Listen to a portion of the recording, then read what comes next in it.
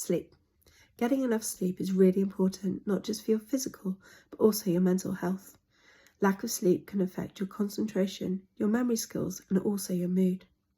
By choosing a set time to go to sleep at night and wake up, and sticking to these times can help reset your body's internal clock and help create a good night's sleep.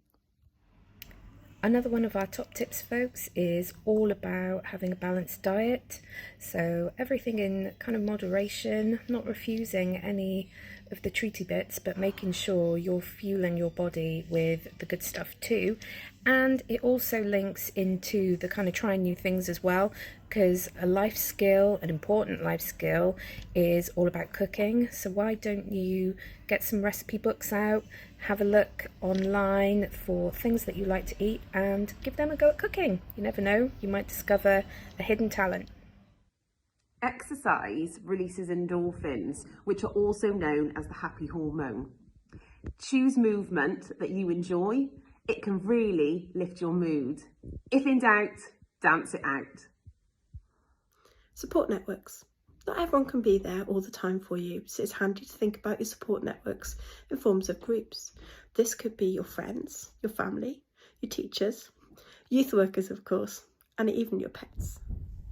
Another one of our 10 top tips is to try new things. This could be in the form of visiting a club, it could be doing arts and crafts, going to the gym, going to an exercise class that you've been putting off for ages.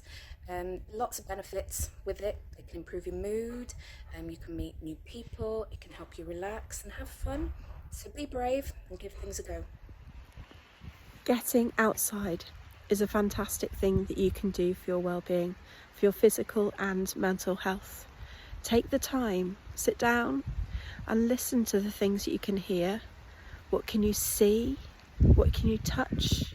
And what can you feel? Even in the rain. Small steps are essential to creating achievable goals. Remember, a 1,000-mile journey starts with just one small step. Self-care.